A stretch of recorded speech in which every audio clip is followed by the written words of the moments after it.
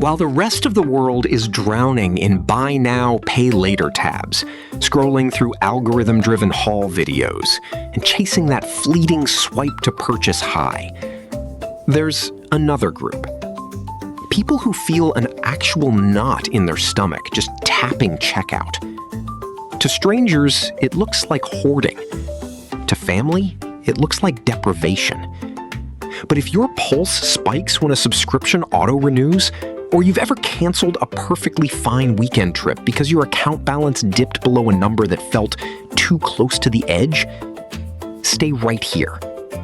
Because what's happening in your head isn't a personality flaw. It's a biological superpower most people lost centuries ago. If you've ever felt a wave of guilt after buying something you actually needed, or you find yourself refreshing your banking app even when you know you're in the green, listen closely. Your brain isn't bad at enjoying life. It's running a high-level survival protocol. And in behavioral finance, it's not just a quirk. It's a documented wiring pattern that keeps you alive in a system designed to drain you. Researchers actually use the term Tightwads, but don't let the label fool you. fMRI scans prove the pain of paying isn't poetic. It's physiological. When you open your wallet, your insula, the exact brain region that processes physical injury, doesn't just flicker. It screams. While others get a dopamine spike from unboxing the latest tech, your nervous system treats that same transaction like a storm front on the horizon. You aren't missing out on joy. You're running a 200,000-year-old security program. For our ancestors, a full pantry meant surviving the frost. A depleted one meant the end. Your brain never got the memo that the supply chain is global now. So instead of a disorder, you've inherited an evolutionary edge. But why does your friend happily finance a luxury vacation while you lose sleep over a $30 monthly podcast subscription? It comes down to your money script, the invisible operating system running in the background. Most people feel buyer's remorse after the purchase. Your brain? It simulates the regret before you even click. Your prefrontal cortex is a risk-calculating supercomputer. It doesn't see a weekend getaway.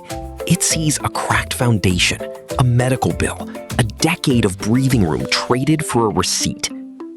That's not anxiety. That's a highly tuned early warning system. Notice how spenders talk about money like a scoreboard. I finally got the new watch. Look at my upgrades.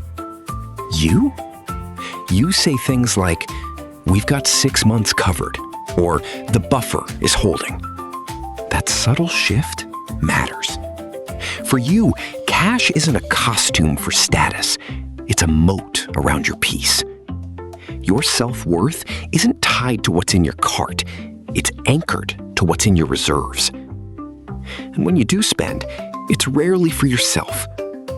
Studies show chronic savers consistently score higher in long-term empathy. You're not selfish. You're just routing your care toward future you, your family, or the people who need you when the economy shifts.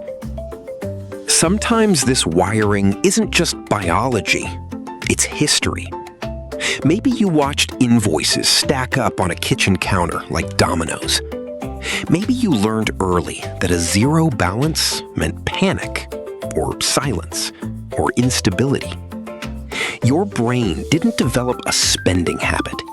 It developed a shield. And it worked. Psychologists like Mihaly Csikszentmihalyi proved that deep fulfillment doesn't come from consuming. It comes from creating. While others burn hours comparing smart home devices or hunting flash sales, you're knee-deep in the flow of restoring an old motorcycle, drafting a side business, or finally cultivating that garden you've talked about for years. There's a quiet rebellion in choosing enough over endless. In a culture that equates spending with living, choosing security is a radical act. So if your hand hesitates over the confirm purchase button, hear this. You're not broken. You're not behind. Your reward circuitry, your risk assessment, and your long game empathy are just calibrated for a different metric.